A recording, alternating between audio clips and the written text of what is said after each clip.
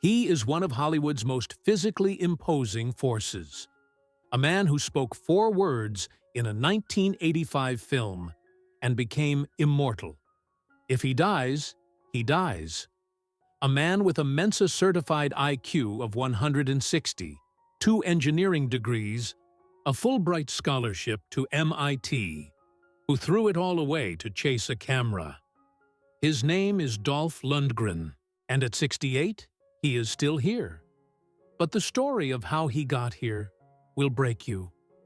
A childhood in Stockholm, where the man who was supposed to protect him was the one who hurt him most.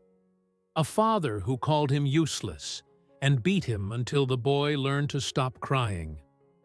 A brilliant mind that could have built bridges and solved equations, but chose instead to build something no university could teach. Himself, a love story with one of the most dangerous women on the planet that launched him into global stardom overnight. A career that made him a symbol of indestructible strength, while, in secret, his own body was quietly turning against him. Tumors in his kidney, then his liver, then his lungs, then his spine. A doctor in London who looked him in the eyes and said, "Stop working. Go home. Spend time with your family. You have 2, maybe 3 years left."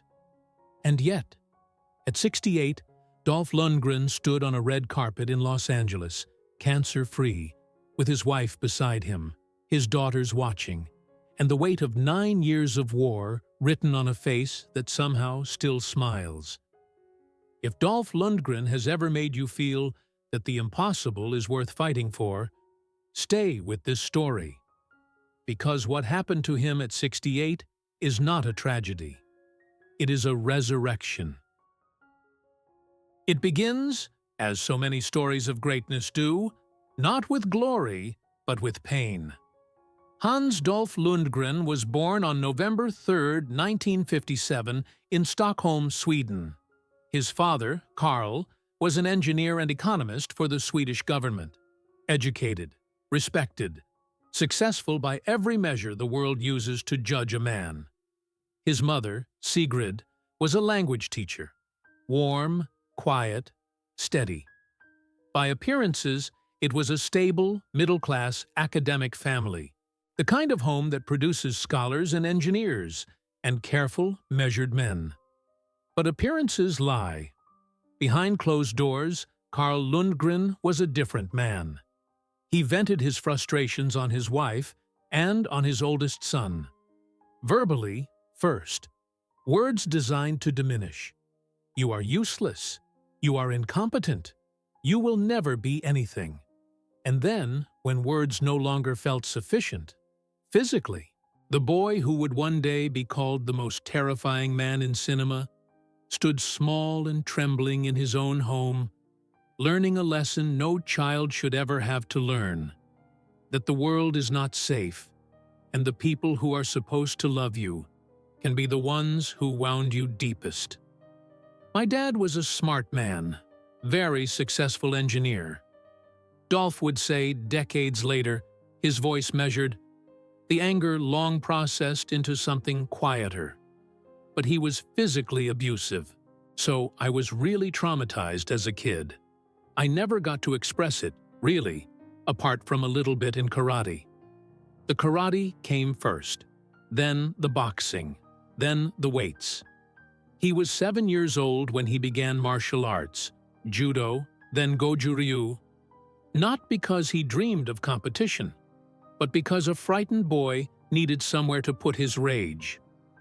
The dojo became what the dinner table never was, a place where effort had a clear result, where pain had a purpose, where no one could call you useless if your fist was faster than theirs. By 13, the situation at home had become unbearable. Dolph moved away, not to a dormitory or a friend's house, but to his grandparents in Nyland, Angermanland, a small village far from Stockholm, far from Carl. He arrived carrying nothing but a bruised sense of self and a body already trained to absorb punishment. What he found there was silence, and in that silence, something extraordinary began to grow. He studied. Not just adequately, ferociously. At his high school, Adalskolan in Kramfors, he became the first student in the school's history to graduate with the highest possible marks in every subject. Every single one. The school now awards a scholarship in his name. The boy his father called incompetent graduated at the top of his class and never looked back. He returned to Stockholm for university, then won scholarships to Washington State University in America, then Clemson University in South Carolina, then the Royal Institute of Technology in Stockholm, where he earned his degree in chemical engineering, then the University of Sydney in Australia, where he completed a master's degree, graduating at the head of his class again. In 1983, he was awarded a Fulbright scholarship to the Massachusetts Institute of Technology, M.I.T., one of the most competitive academic institutions on Earth. The boy his father beat. The boy who was told he was nothing. Walking through the gates of M.I.T. on a full scholarship, speaking 4 languages, holding a 3rd Dan black belt in Kyokushin karate, and carrying a quiet, burning fury that had never fully extinguished. He had proven his father wrong in every possible way a son can. And then Grace Jones walked into the room. It was Sydney, 1983. Dolph Lundgren had just completed his master's degree, graduated first in his class, and received word that his Fulbright scholarship to M.I.T. was confirmed. The path was clear. The laboratories of Boston were waiting.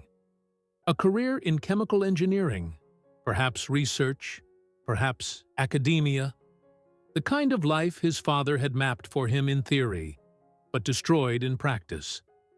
Then he walked into a nightclub. Grace Jones was already a legend. Singer, model, performance artist, a force of nature so singular that the word intimidating barely scratched the surface. She spotted Lundgren across the room, 6'5", blonde, built like something that had no right to exist in civilian life. And the M.I.T. scholarship began its slow fade into irrelevance. He took a job as her bodyguard. Then he became her lover.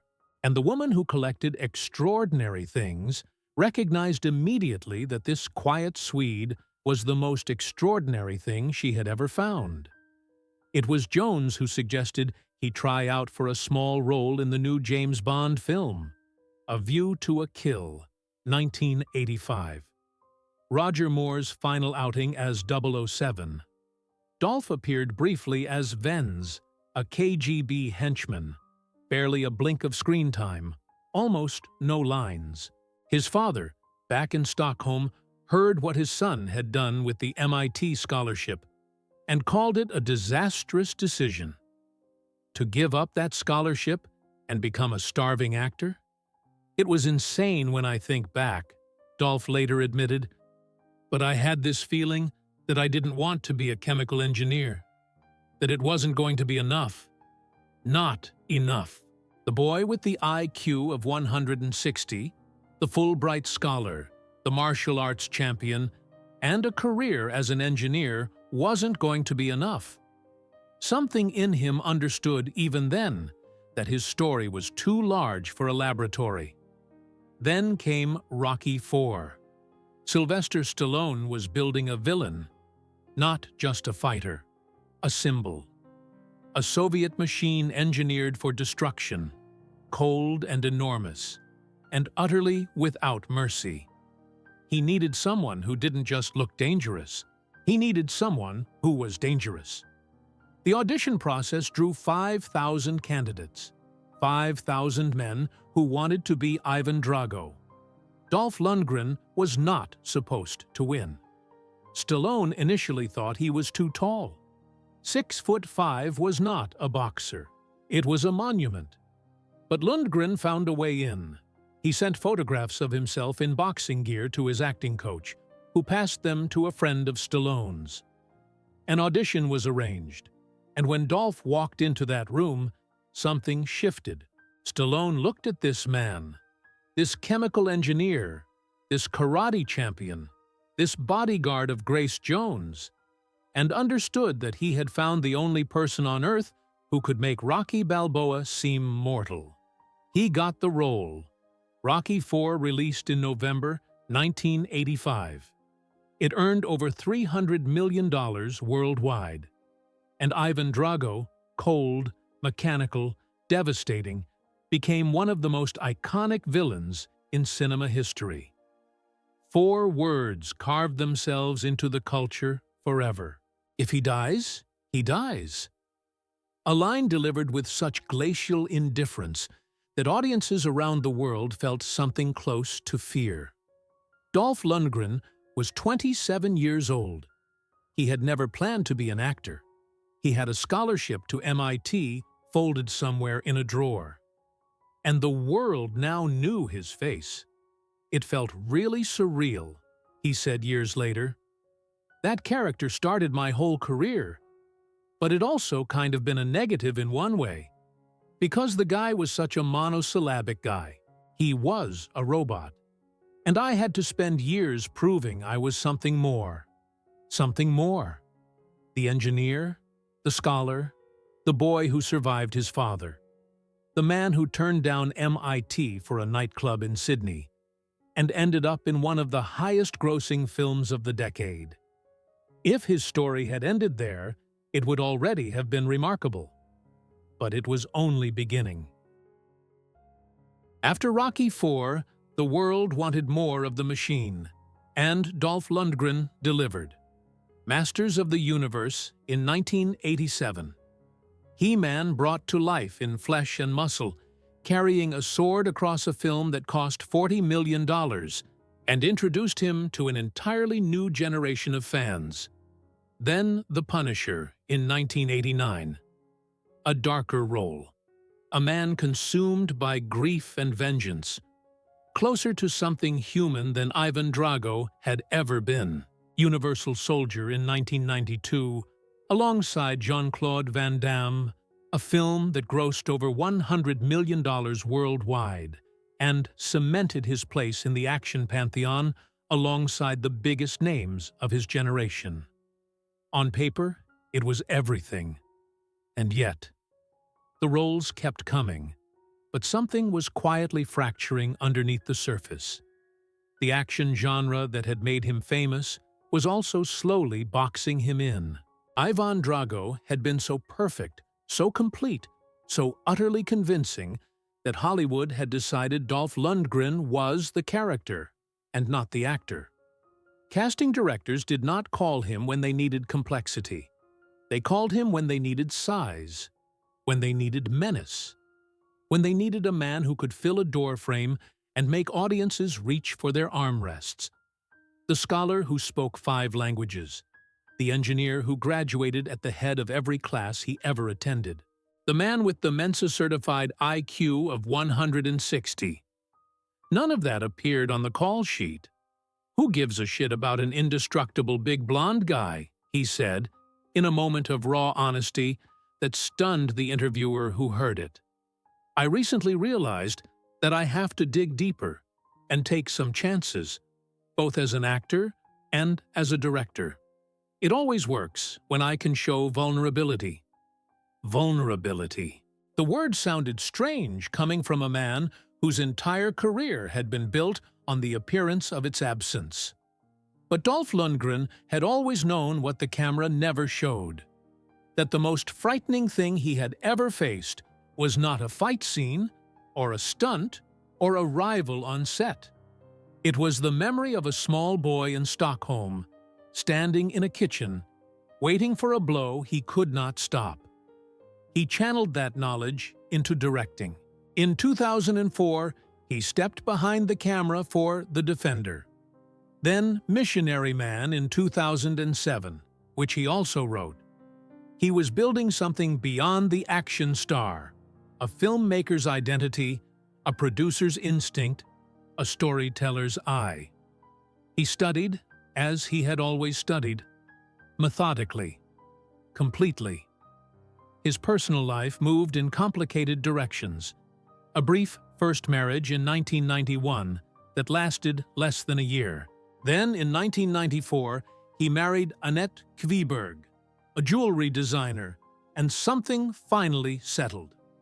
They built a life together in Marbella, Spain, far from Hollywood, far from the machinery of fame. 2 daughters arrived, Ida in 1996, Greta in 2001. He later said that moving to Europe for a decade was a deliberate choice. His priority was to raise his children outside the distorting gravity of Los Angeles, to give them something he had never had, a home that felt safe. For a while, it worked. Then, in May 2009, masked intruders broke into their home in Marbella while Dolph was away. They tied up Annette, threatened her. The house was being ransacked when one of the intruders found a family photograph and recognized the man in the frame. They returned what they had taken, and they ran. The burglars fled because of his name, but the damage they left behind could not be undone so easily. His elder daughter, Ida, suffered lasting trauma from the incident. The family that Dolph had built in Spain to be a refuge had been violated in a single night. He sent people to find the intruders. Nothing came of it. No arrests were ever made. 2 years later, in 2011, he and Annette divorced. He had survived his father's fists. He had survived Hollywood's limitations. He had survived the slow erosion of a marriage under the weight of a career that never truly stopped demanding everything. But Dolph Lundgren was about to face something that none of his training, none of his discipline, none of his extraordinary intelligence had prepared him for. Something was growing inside him, and for a long time, he told no one. It was 2015. Dolph Lundgren was 57 years old, still working, still training, still carrying the physical discipline that had defined every decade of his life. He was filming. He was producing. From the outside, nothing had changed. The machine was still running. Inside, something was wrong. A routine medical examination found it first. A tumor. Renal cell carcinoma. Kidney cancer. The words landed with the particular weight that only that kind of news carries. Not the sharp shock of an accident, not the sudden violence of a car crash or a failed stunt. Something slower. Something that had been there, growing quietly in the dark, while he worked and filmed and trained and pretended the world was still the same world it had been the day before. The tumor was removed. The surgery was successful. And for 5 years, Dolph Lundgren did what he had always done with pain. He absorbed it, processed it, and continued. He filmed Aquaman. He returned as Ivan Drago in Creed II, 33 years after Rocky IV, and gave the character something the original never had: a soul, a father's shame, a man broken by the system that had built him. It was the most human thing he had ever put on screen, and audiences felt it. He told no one about the cancer, not the studios, not the press, not the public that had watched him punch and shoot and survive every conceivable form of cinematic destruction for 3 decades.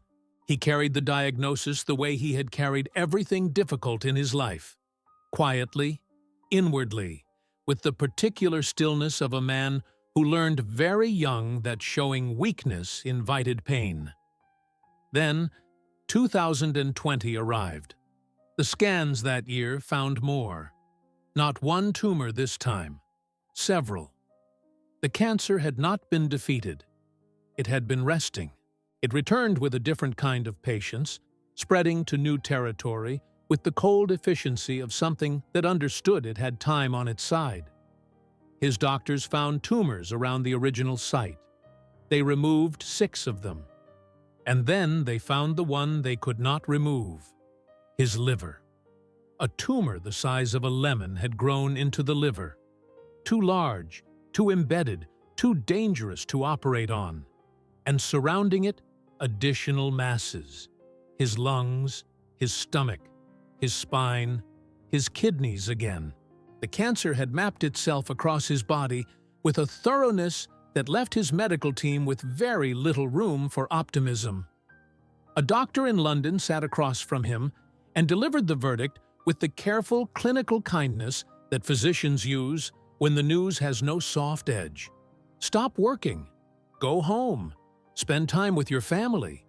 You have 2, maybe 3 years left. It wasn't like I was bitter about it, Dolph said later, his voice carrying something that sounded almost like wonder at his own reaction. It was just like, feel sorry for my kids, and my fiancé, and the people around you, not himself, his children, the people who would have to continue after he was gone. Ida, Greta, 2 daughters raised in Marbella, now young women building their own lives. He thought about what it would mean to disappear from those lives. He thought about Emma Krokdal, the Norwegian personal trainer he had met in a Los Angeles gym in 2019, a woman almost 40 years younger who had somehow seen past the legend and found the man underneath, and loved what she found there. He had proposed to her in June 2020 in Sweden during a romantic getaway that felt like a declaration against everything that was trying to take him apart. He thought about all of it, and then he did something that perhaps surprised even him. He refused to accept the verdict, not with anger, not with the theatrical defiance of a movie character who shakes his fist at the sky, but with the quiet, methodical determination of an engineer who has been given a problem and will not stop until he finds another solution. He sought a second opinion, then a third. He traveled. He researched. He applied to his own survival the same ferocious intelligence that had once taken him to the top of every academic institution he had ever entered. And at UCLA, a doctor named Alexandra Drakaki found something the others had missed: a mutation, a specific genetic marker in the tumor cells that changed everything, because it changed the treatment. The cancer Dolph Lundgren had was not responding to what he had been given, because what he had been given was wrong for this particular cancer. Dr. Drakaki identified the mutation and redesigned the approach entirely. Within 3 months of starting the new treatment, the tumors began to shrink. 20%, 30%, numbers that his previous doctors had not thought possible, now appearing on scans with the quiet reliability of a mathematical proof. The machine that had been told to stop was still running. The tumors were shrinking. But shrinking is not gone. What followed was not a single dramatic victory. It was something harder and quieter and more demanding than any fight scene Dolph Lundgren had ever filmed. It was years, 3 years of treatment that restructured his days around hospital appointments and medication schedules, and the particular exhaustion that comes not from physical exertion, but from the body fighting itself at a cellular level. 3 years of waking up and choosing again to continue. He kept working through most of it, not because he had to, not because the studios demanded it, or the contracts required it, but because stopping felt like surrender, and surrender was a language his body had never learned to speak. He appeared in Aquaman and the Lost Kingdom. He took on producing projects. He directed. He wrote. He moved through the industry with the careful, deliberate energy of a man who has been told his time is limited and has decided that limitation is not a fact he is prepared to honor. But the treatment changed him in ways that the camera eventually caught. He was thinner in some periods, quieter in interviews. The physical invincibility that had been his professional trademark for 40 years was visibly, undeniably humanly absent. And something strange happened when the world began to see it. Instead of turning away from a diminished icon, audiences leaned closer. Because what they were seeing was not weakness. It was something they had never expected from Ivan Drago, from He-Man, from the expendable soldier who shrugged off punishment that would kill ordinary men. They were seeing a real person.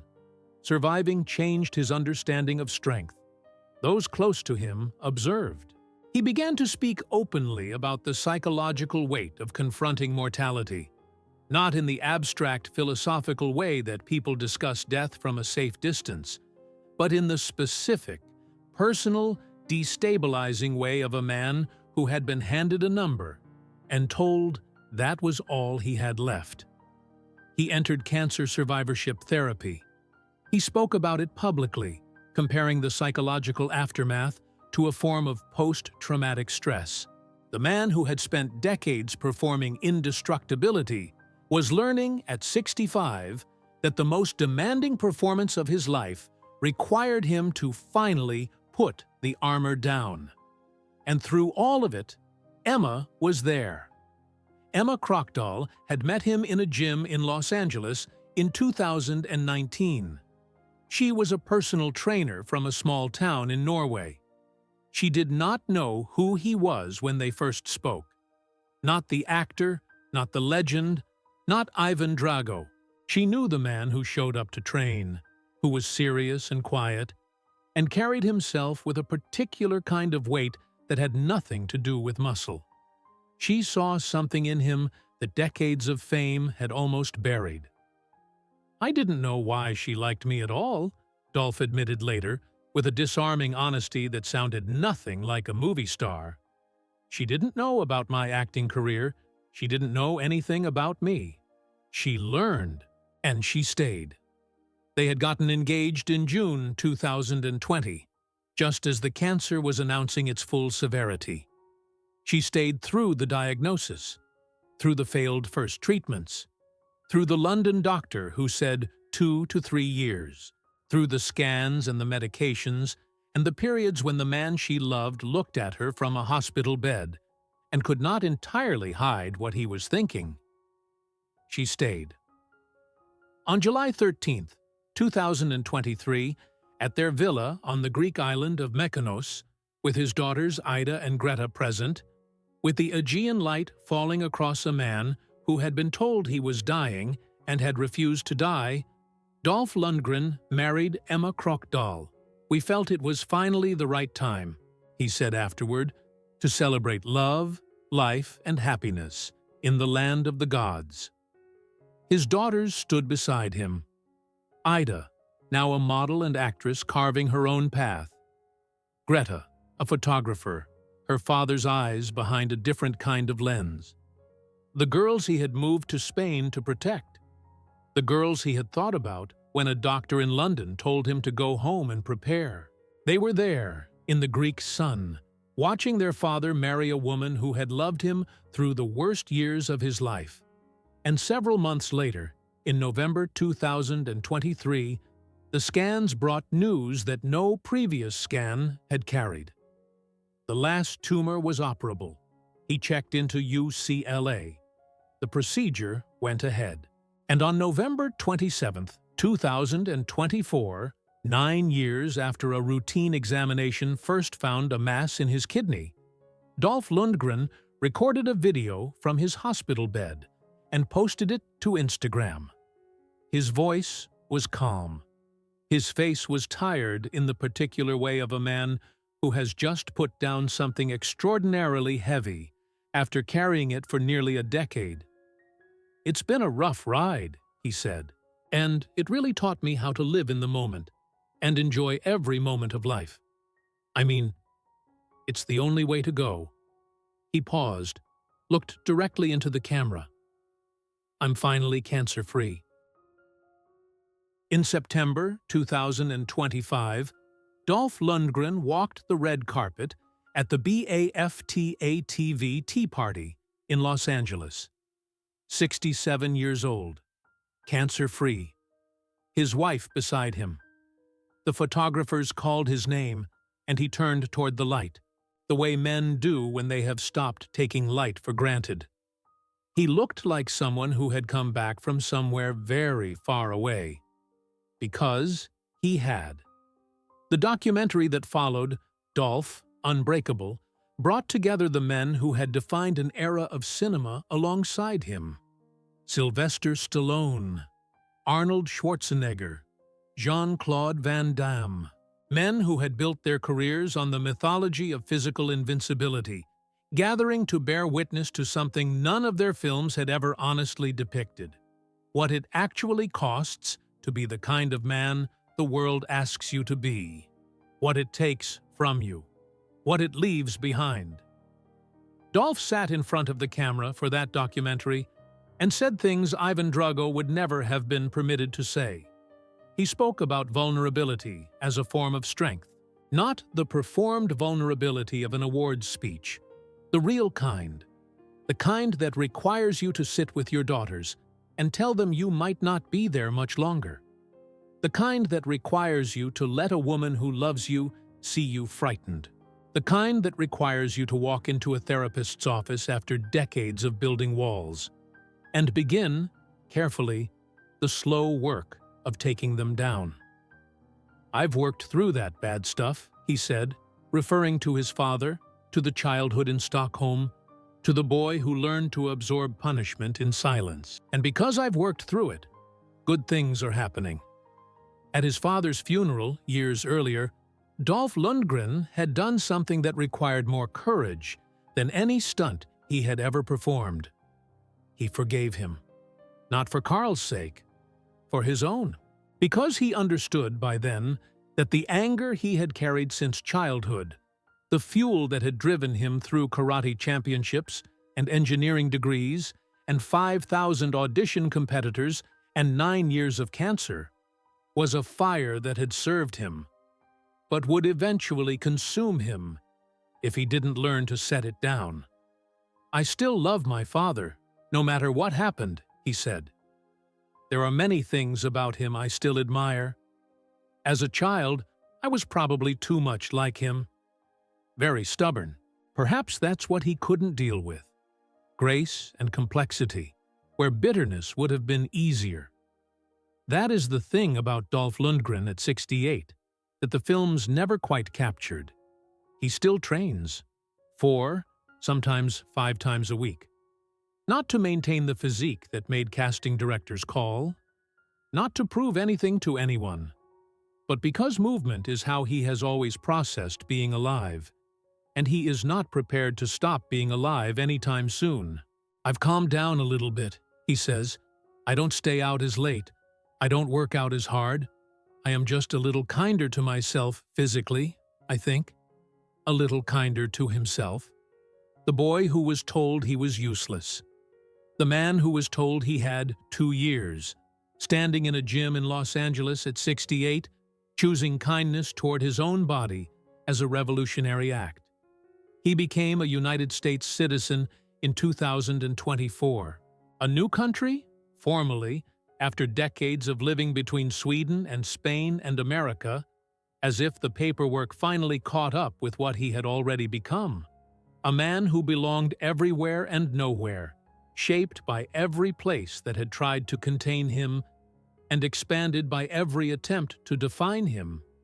His net worth is estimated at $18 to $21 million. His daughters are building their own lives. Ida as a model and actress, Greta behind a camera of her own. Emma is beside him. The villa in Mykonos exists as proof that some love stories begin in a gym and survive a terminal diagnosis and end, if they end at all, in the Greek sun. And somewhere in Sweden, there is a high school in Kramfors that awards a scholarship every year in the name of the boy who left their town and never stopped exceeding every expectation anyone ever placed on him. The Dolph Lundgren Scholarship, given to students who demonstrate exceptional academic achievement, named for a man whose father called him incompetent, whose body was told to stop, whose tumors were told they had won. None of them were right. Every day, I'm more grateful for everything I have and everything the universe has given me, he said recently, with the particular quietness of someone who means exactly what they are saying. I try to really enjoy the people I love, my kids and my wife and my friends. Not the box office numbers, not the franchise credits, not the action sequences that made his name a synonym for physical impossibility. The people, the ones who stayed, the ones who were born because he chose to build a life instead of just a career. The ones who stood in the Mykonos sun and watched him marry the woman who had loved him through the worst of it. At 68, Dolph Lundgren is not the man Ivan Drago was. He never was. Ivan Drago was a machine, programmed, cold, designed for a single purpose, and discarded when that purpose was served. Dolph Lundgren is something the movies rarely make room for. A man who was broken early, who rebuilt himself through discipline and intelligence, and a refusal to accept any verdict that felt like surrender, who faced the most unwinnable fight of his life, not on a screen, but in a hospital bed, and came out the other side not untouched, but undefeated. The boy from Stockholm who survived his father. The scholar who chose a camera over M.I.T. The machine who turned out to have a heart after all. Still here, still training, still, after everything, standing in the light. And if his story has reached something in you tonight, if it has reminded you that the most important battles are the ones nobody films, the ones fought in silence and in private and in hospital rooms, and in the quiet moments when you choose, one more time, to keep going, then remember this: the verdict is never final, not until you decide it is.